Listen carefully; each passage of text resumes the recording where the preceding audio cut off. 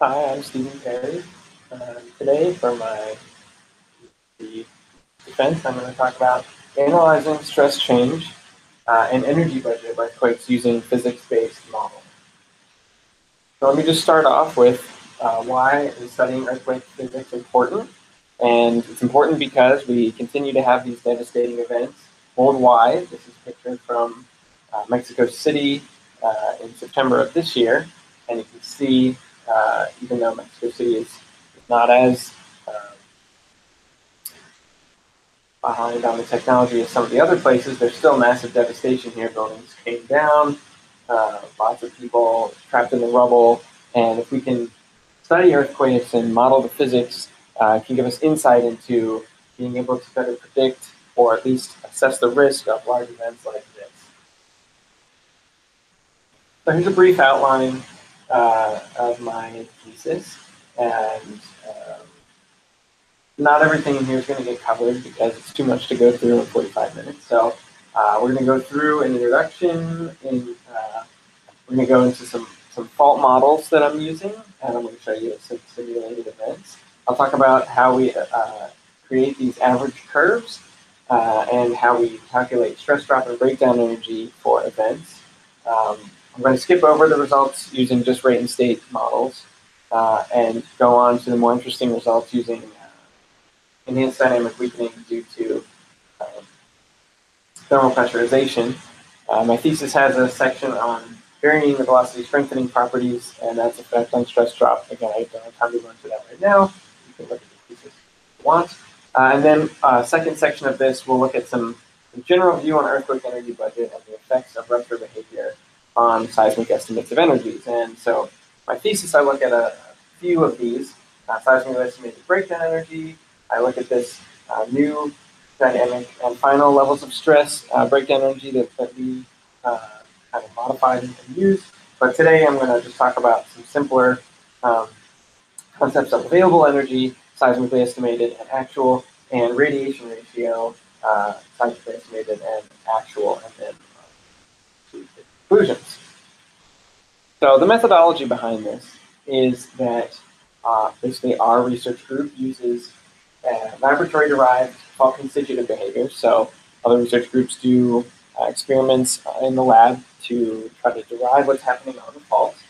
From that, we can derive shear resistance laws, like the one here related shear stress to normal stress to the friction coefficient. We can introduce extra complications into this, such as upward pressure, and you can see this here. We've got rate and state on the left and equations for thermal pressurization on the right. We can take these shear resistance laws, we put them in a simplified model with slow tectonic-like loading. So there's a picture of a kind of simplified model that we're using here with two regions like you might see on a fault in nature. And we give it some tectonic loading at the edge here. We take that code, we package it up, and we run it on the supercomputer here, FRAM. And then the results of that give us spontaneous fault motion over years. We see sequences of earthquakes with all the wave effects resolved because our computer code is fully dynamic. That allows us to see earthquake nucleation, post-seismic slip, inter-seismic slip, everything that's going on co-seismically, the whole earthquake cycle. And so we take the results there. This is just one example of some earthquakes. I'll talk more later. And that is what we use to influence our view on shear resistance laws. We can modify these or our simplified model, make it more complicated or make a different simplified model. And it's kind of a feedback system here that bridges the laboratory experiments and to the observed behavior on natural faults.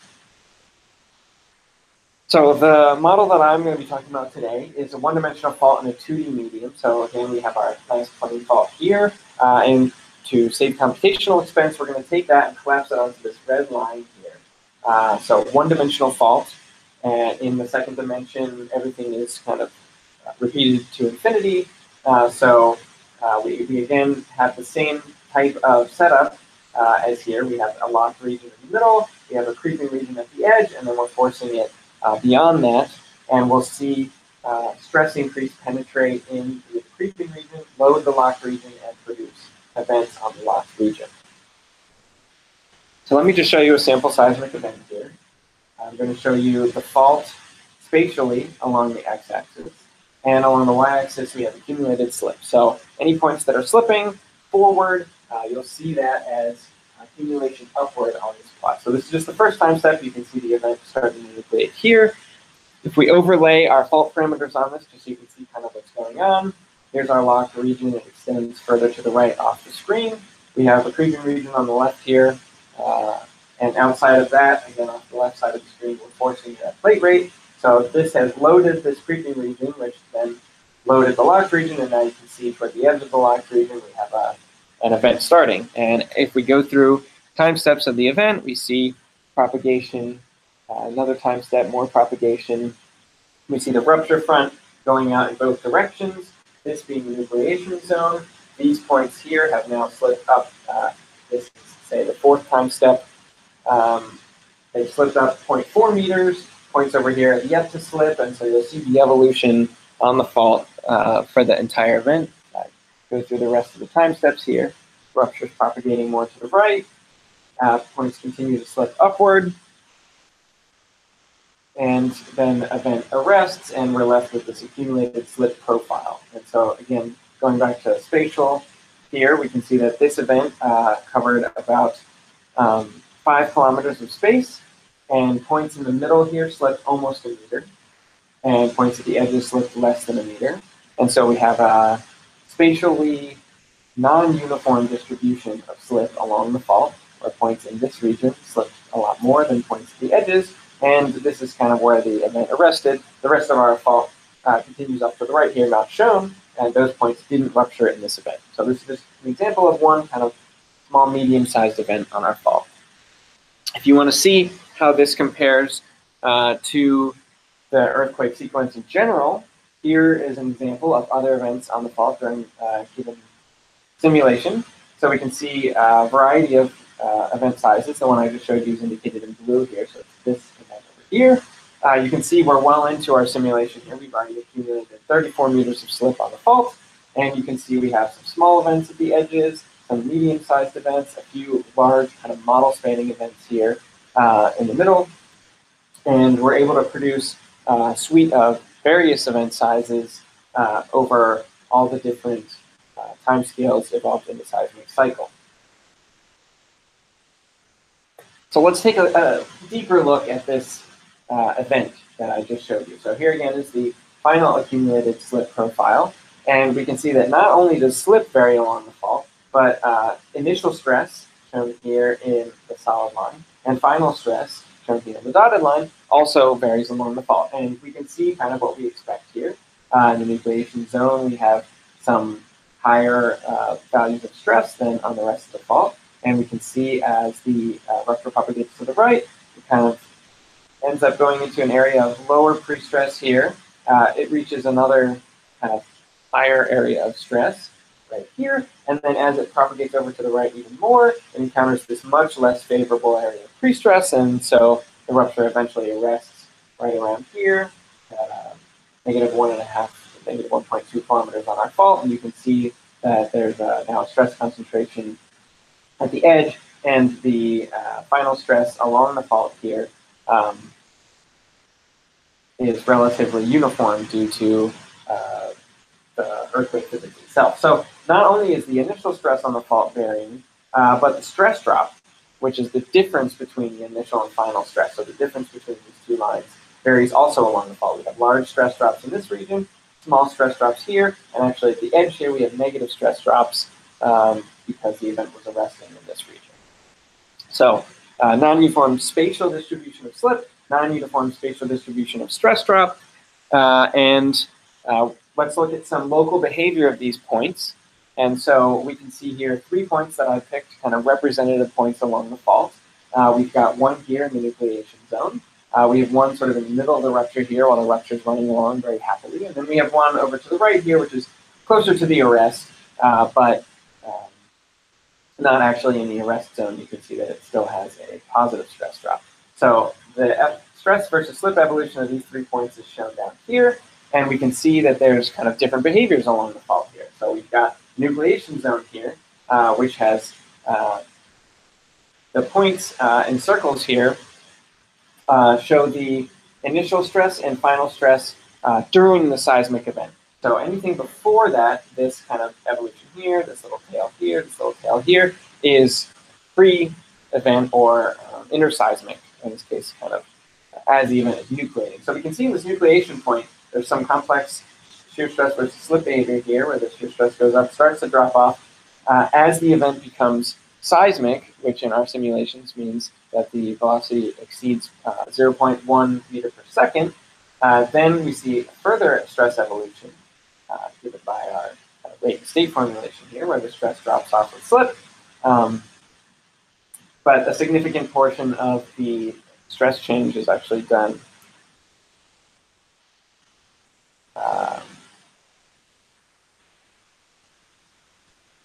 aseismically. Whereas the point in the middle of the rupture, here we can see less aseismic stress evolution. And this point rises up to a much higher peak stress due to the dynamic rupture coming in on it. It drops down to a kind of dynamic level of stress. In this case, we have some dynamic weakening, which allows stress to continue to weaken with slip, and then it arrests the lower level of stress. And then the final point here, we see a smaller stress drop because it's closer to the arrest phase, but we still see the evolution of shear stress versus slip. And so these behaviors are important. This is what I'm going to basically be talking about when we try to break down exactly what's going on the fault and look at the different energy quantities and what's happening. We look at these three different types of behaviors. And so we need to think, now that we've seen variable slip on the fault, we've seen variable stress drop on the fault, we've seen different behaviors along the fault, but for observed events, we usually report kind of one value, one magnitude, one stress drop for the event. And so we need to think about how we're going to average these quantities in a smart way in order to represent what's going on the fault and also be able to compare to other events. So one way we do this is we compute average quantities like stress drop. And so this curve here is actually an average of all the points that I showed you previously. We average all these points behaviors together. The method basically involves scaling everything to the average final slip for the event, and then maintaining the area under the curve by scaling shear stress the other way. I'm not going to go into too much detail now, but needless to say, this curve here is an average curve of all the points that we saw in the previous slide. And so we see the same behavior of this average curve. There's initial stress. It rises up to some peak stress. We see it drop down. And in this case, it continues to weaken due to dynamic weakening. We have continuous weakening down to a dynamic level. The minimum dynamic level here is given by the triangle. And then we might see some sort of re-strengthening and then dropping down up to a final stress. And in this case, we see a stress overshoot where the dynamic level of stress is actually a little bit higher than the final static level of stress. So if we want to break this down into the various energy quantities and as well as average stress drop, again, we'll start off with average stress drop. It's just the difference between average initial stress and average final stress in the fault. So the difference between these two squares here, we can calculate that. That's delta tau. We can calculate the total strain energy release, which in this case is given by this kind of thick dotted line on the edges. And that is given by this formula here. It's 1/2 tau initial plus tau final times the average final slip, which is this here, delta bar. And so this includes the entire area down to 0. I've kind of cropped off the figure at 20 here, just for clarity to show you the specific dynamic here. Furthermore, we can calculate breakdown energy, and this is the energy used to propagate the rupture forward, involved in the process of kind of breaking down the fault as we go. And so this is basically integration of this curve down to its minimum level here. So we're integrating down to delta of tau min, tau minus tau min, d delta. So the area underneath this curve here, it's given in this kind of dotted method there.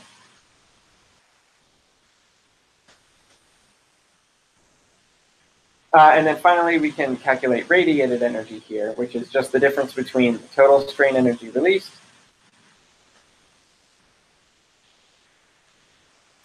minus the breakdown energy, and you also need to subtract off the frictionally dissipated level of stress here underneath the dynamic level of shear stress. So that leaves us with this shaded region up here, and you can see that there's a piece missing. That's due to the strength excess here, or the extra stress initially as the fault rises from its initial stress up to its peak level of stress. And then finally, we can give radiation ratio, which in this case is just our radiated energy over the sum of radiated energy and breakdown energy. And so this basically is just the total amount of radiation over the total amount of energy available to radiate and to break down on the fault. And I'll get into this in more detail later. There's ways of seismically estimating this, and then there's this, which is kind of the theoretically true way of calculating it. But we can see that this behavior with the stress overshoot is not the only behavior. In fact, this is for a crack-like rupture using dynamic weakening due to thermal pressurization. Let me just show you a couple other curves, what those look like for different types of faults. So here we've got a pulse-like event. You can see that unlike a crack-like event where all points on the fault were slipping at once, the pulse-like event, we see points along the fault begin to slip and actually arrest as the event continues. So there's kind of this sharp slip pulse here, shaded in, where points here are slipping at one time, but points over here have already arrested. And so unlike the crack-like event where everything's slipping at once like a crack, here we have a sharp slip pulse where points begin to slip and then arrest, and the event continues on. So we see a similar type of behavior at this average curve down here, again, rising up to a peak stress, down to a minimum dynamic level of stress.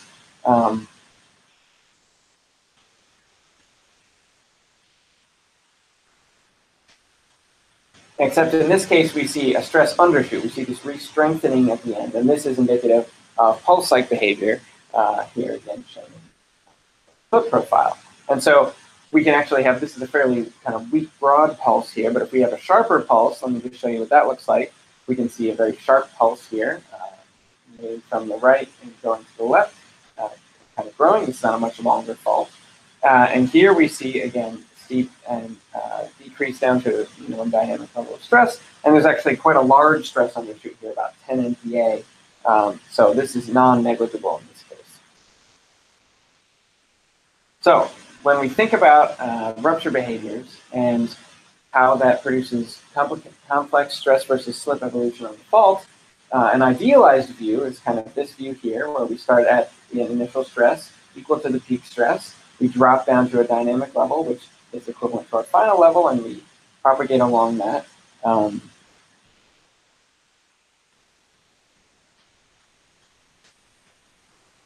Until we reach our final level of stress, and with this, we see that our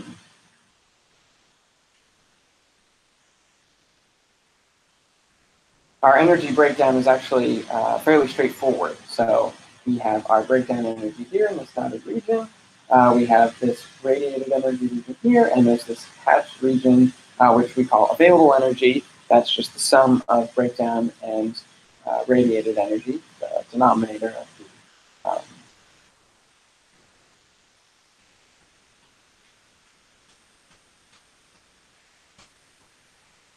radiation ratio.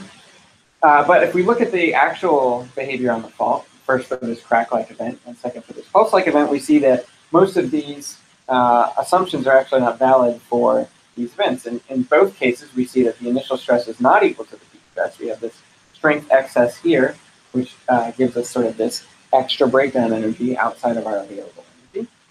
We also see that our final stress is not equivalent to our dynamic level, and furthermore, our dynamic level is not a constant value here. It actually dips down to a minimum and then increases back up, leading to kind of these small extra areas here that wouldn't otherwise be considered. And the final value can either be higher or lower. If we have a stress overshoot, it'll be lower than the dynamic level. And if we have an undershoot, it'll be higher than the dynamic level. So we just need to keep this in mind. We can have very complex behaviors on the fault, we can have complex behaviors on average. And so when we try to calculate these kind of average values for both stress and energy values, we need to keep in mind that the assumptions using our idealized energy budget here don't necessarily apply to real rupture behaviors.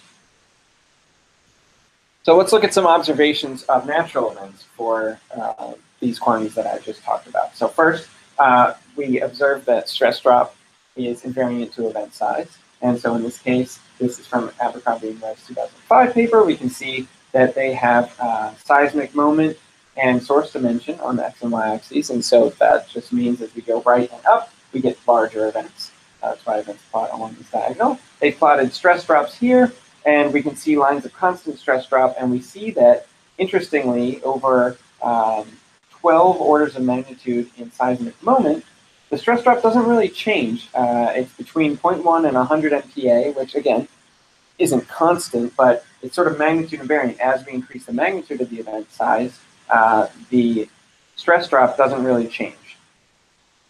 So we call that stress drops being magnitude invariant. Second observation is that breakdown energy increases with event size. So this is from Rice 2006 paper. We can see as slip increases, and with slip increasing, event size increases. We have breakdown energy on the y-axis here, and we see that that increases with event size. And so breakdown energy increases with event size. Thirdly, we infer that radiation ratios are usually less than 1. This is from Ventukaraman and Kanamori 2006, and we have radiation efficiency, as they call it here. We use the term radiation ratio because it can be greater than 1.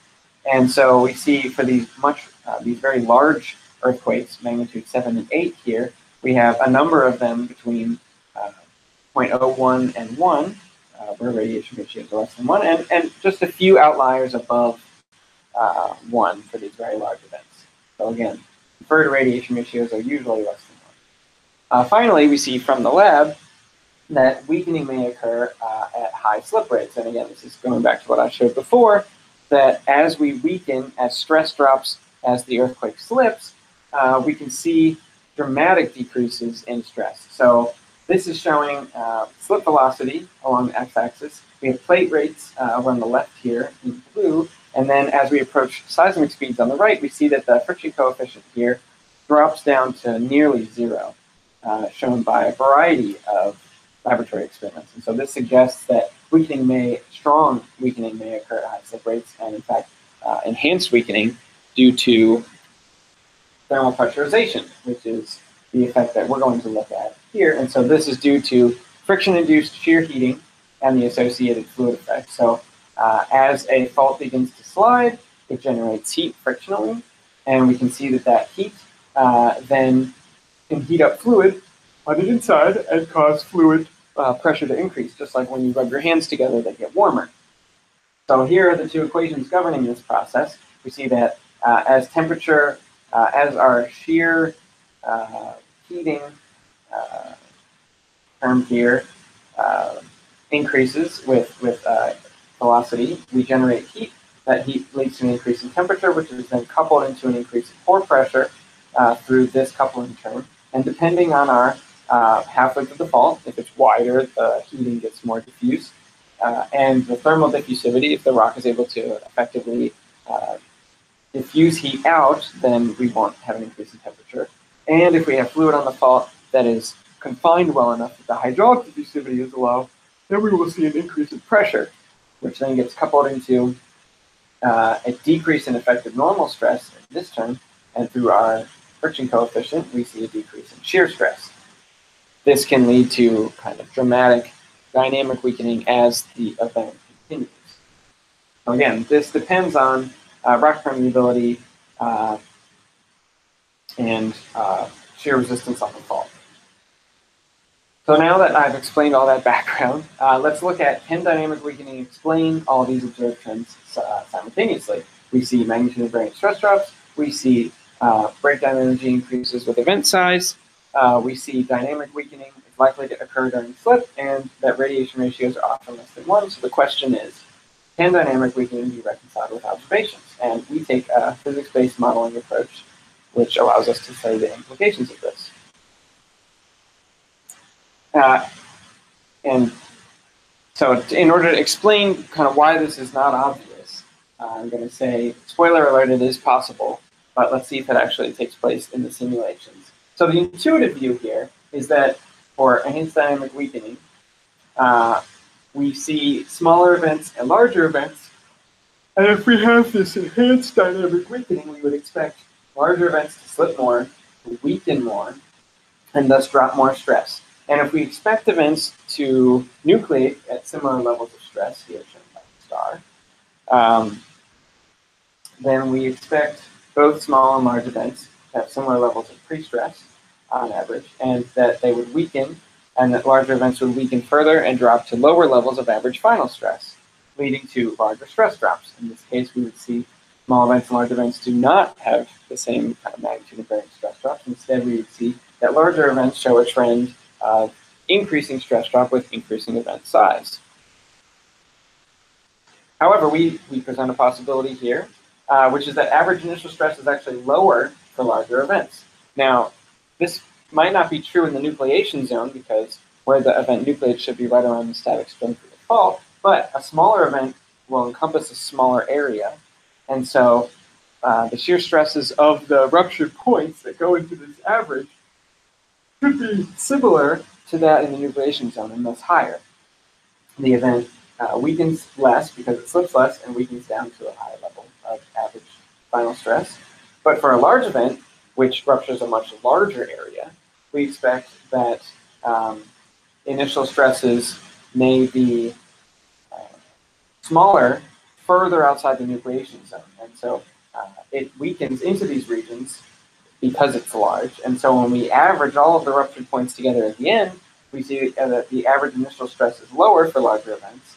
It continues to weaken with slip. It weakens down to a lower average final stress, but the stress drop between the small events and large events may not systematically change. It may actually be the same. So let's look at some results here. And here are 3 different events from one of our simulations using this dynamic weakening due to thermal pressurization. We can see in the average curves that the weakening occurs and continues to weaken with slip rather than dropping to a constant dynamic level. We see that the event gets larger as we go to the right here. Event 64 is small, and event 20 is large. And with that, we see an increase in slip.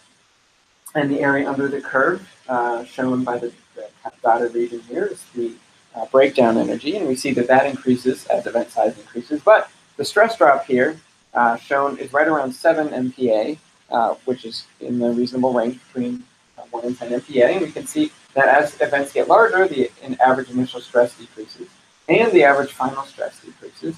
But the average stress drop is offset by both of those effects, and it remains nearly constant. If we look at many events, here we have 3 different simulations, and in the 3 different simulations, I've changed some of the behavior, some of the parameters for the fault. We can see that larger events have lower initial stress and lower final stress, which leads to magnitude invariant stress drop. So in this bottom plot, we have initial stress is shown by these circles here, and in all 3 cases, we've got a case with 50 megapascals of normal stress on the fault, one with twice as much normal stress on the fault, and one with kind of extra enhanced dynamic weakening, where you take the hydraulic diffusivity and make it 10 times less so that the fluid is really trapped on the fault. We can see that in all 3 cases, we see initial stresses decrease with larger events, and final stresses decrease with larger events. Because of this, the offset between the 2 is basically the same, and so stress drops for these events are roughly constant. If we change the fault parameters here, the model parameters, we see different trends, but the stress drop increases if we have this increased enhanced dynamic weakening, and it increases if we have double the normal stress, as you might expect. But the trend doesn't change. The trend remains basically constant in all 3 cases. Our model spanning events here on the right side are shown, are filled in circles, and you can see they don't follow the trend. And I'm not going to go into too much detail about this here. You can read about it in my thesis. But basically, these events are forcibly arrested by the edge of our fault, And depending on the properties of the velocity strengthening region there, the region that allows for stable creep but doesn't allow for dynamic event penetration, that can change this trend from increasing to neutral to decreasing trend depending on how severe that velocity strengthening is. So these events are heavily influenced by the edges of the fault and how far the event penetrates into our velocity strengthening region. If we look for breakdown energies, we see that those increase with event size here. Here we've got basically 3 orders of magnitude of slip, and as event size increases, slip increases. And we see that correspondingly breakdown energy increases here. If we go back to our observations from before, again, this is from 2006, we can see that breakdown energy increases. Now let's lay our observations on top of this and see how our simulations correspond to these observations. So here are our points laid on top. And we can see there's actually excellent correlation, even though we're only using a 2-dimensional fault rather than a 3-dimensional fault, 3-dimensional model. In all cases here, we're kind of only able to simulate the large end of the slip spectrum here due to computational expense, but our small throughout large events follow the same kind of trend as the events from Rice do. If we look at radiation ratios for these events, again, these are crack-like events, and they are using dynamic weakening due to thermal pressurization. We would expect radiation ratios less than 1. This is on a log-log plot, but we can see here that with the solid line, radiation ratio less than 1, and that all of the events plot underneath that line, showing that radiation ratios for all these events are actually less than 1, as we would expect. This is the seismic-based image of radiation ratio that I'll do in a second. Let's move on to how does varying rupture behavior affect seismic estimates of energy quantities. And so we know, as I talked about before, that ruptures can be crack-like, pulse-like, or with behavior in between. And I've shown you so far just crack-like events using models of thermal pressurization. So if we explore further the varying behaviors here, are we going to see seismic estimates of earthquake energy quantities vary or not? So let's look at a few various stress versus slip behaviors. We've got an idealized view at the top here. We've got an idealized with an undershoot, so this is sort of our pulse-like behavior here on the left side. And then we have an idealized with an overshoot, which is our crack-like behavior here. And again, we'll go back to some of these energy quantities I just defined earlier. So we've got total strain energy release here outlined in the dotted line in all 3 cases. And we can see that that is a sum, by definition, of breakdown energy, radiated energy, and this frictionally dissipated energy. Where in this case we have breakdown energy, as always, as the dotted region, radiated energy as the shaded region, and this frictionally dissipated is this kind of white region underneath the curve here.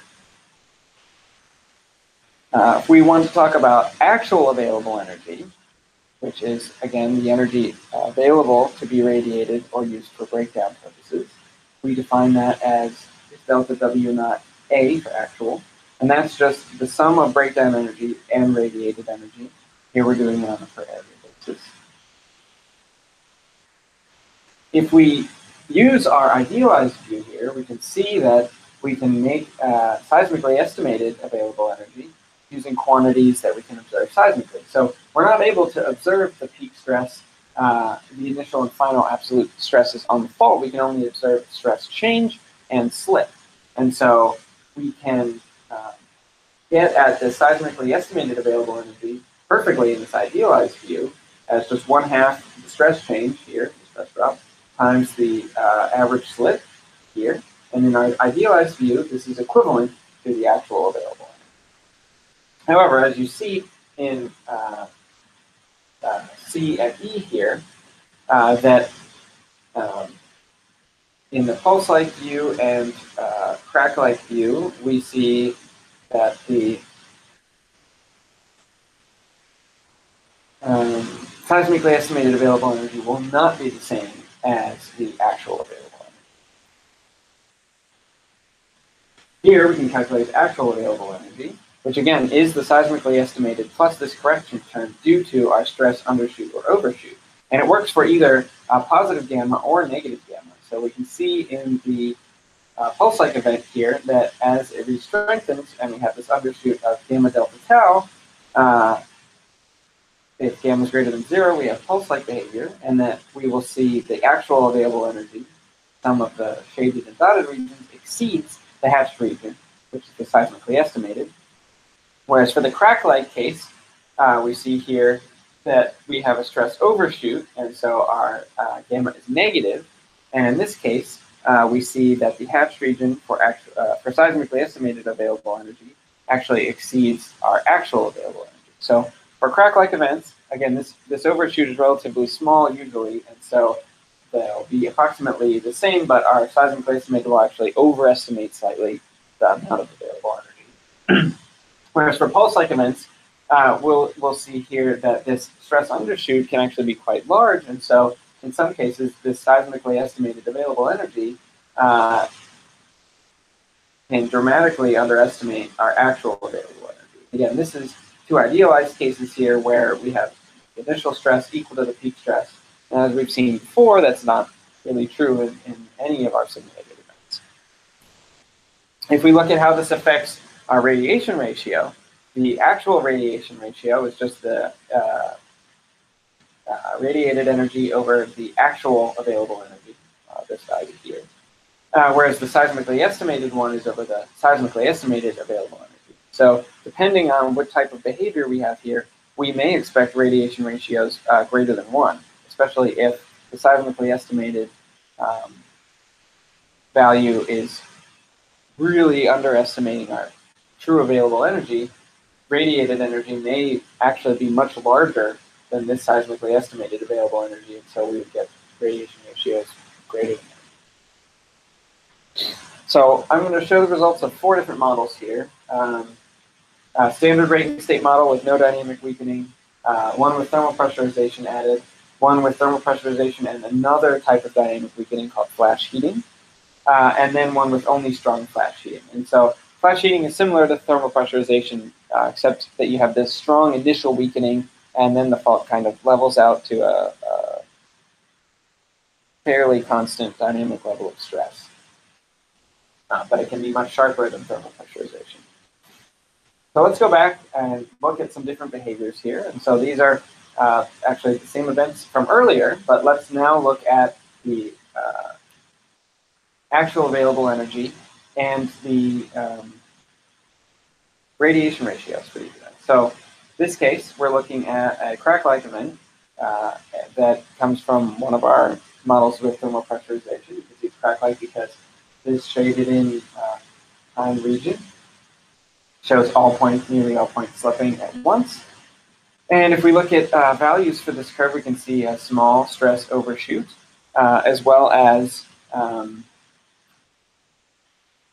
continuous weakening with slip. And we see that our breakdown and radiated energies here add up to an actual available energy of 1.92 megajoules per meter squared, whereas the seismically estimated, shown here in the hatch region, is 2.41, giving us a ratio of about 0.8. And that's due to this sort of small overshoot at the end, increasing the amount of, in our seismic estimate, available energy.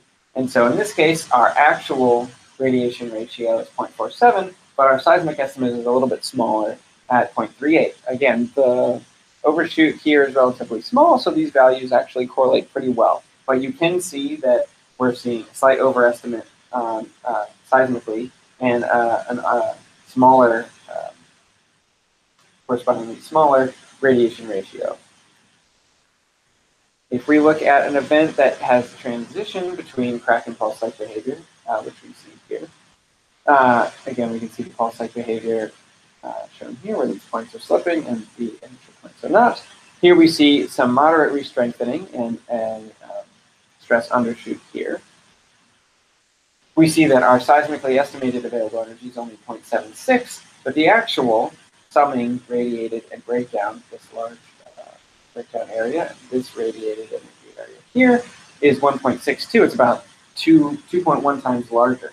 So in this case, even with just a moderate undershoot, we see that the ratio of our actual available energy to the seismically estimated is around 2, and our radiation ratio or radiation efficiency seismically estimated is getting close to 1.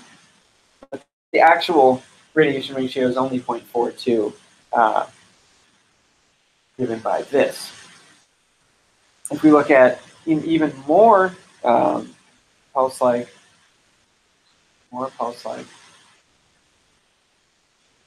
event shown here,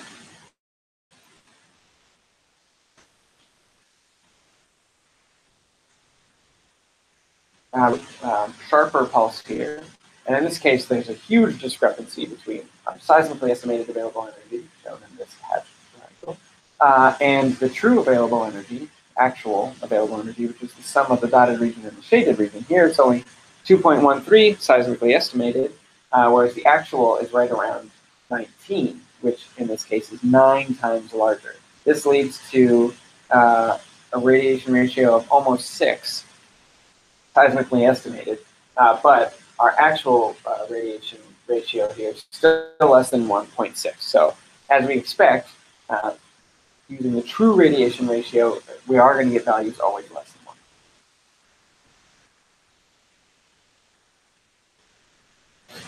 So let's look at results from these 4 models, all the events in these models. So our standard radiant state does a little bit of re-strengthening, and so most of these events are crack-like with a bit of a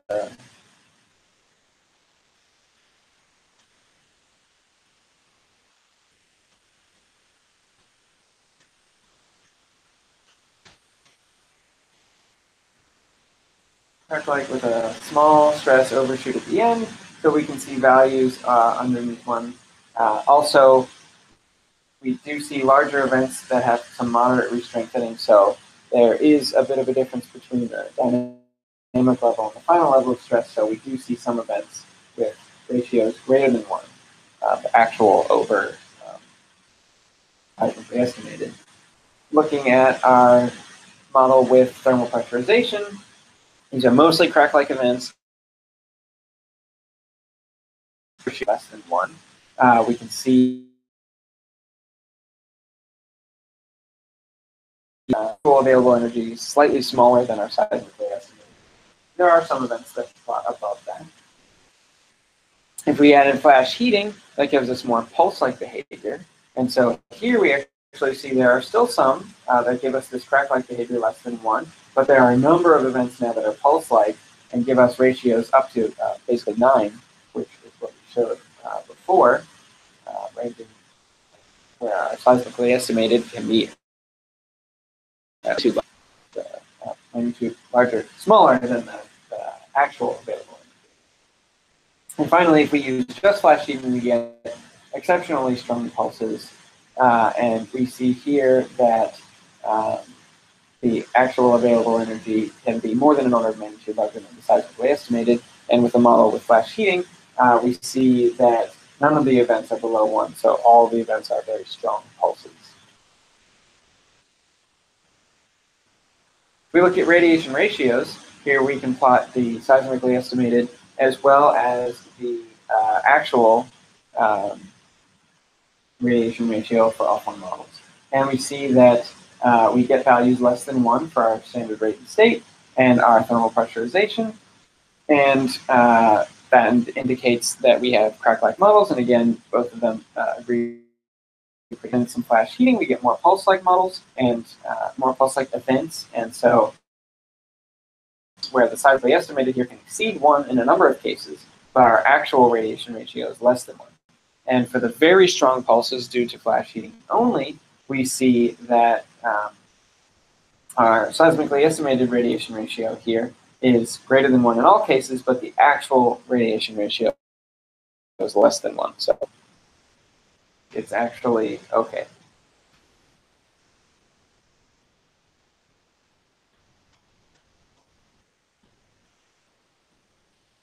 So in conclusion, We developed ways of averaging complex behaviors of faults, putting together the varying behaviors along the fault into kind of single values, and we can see how that's done and how these average curves represent kind of in an illustrative way the behavior on the fault. We see our fault models, especially those with thermal pressurization, are able to reproduce several key observations. We see magnitude invariant stress drops. We see an increase in breakdown energy. We see dynamic weakening due to seismic slip. We see radiation ratios less than 1. However, we do see that the seismically estimated values for available energy depend on the rupture behavior. So for crack-like events, we see that the seismically estimated available energy roughly equates to the actual available energy, and they match well. But for pulse-like events, we see that the actual available energy can be much larger than our seismically estimated. And so if large events are indeed pulse-like, then the energy budget is more complicated than we currently imagine, and breakdown energies are not able to be accurately estimated. Our available energy is wrong, and so breaking that down into breakdown energy and radiated energy, it's impossible to tell exactly how much of it is each, and if you have the sum off by an order of magnitude, there's very little hope for estimating either of those accurately.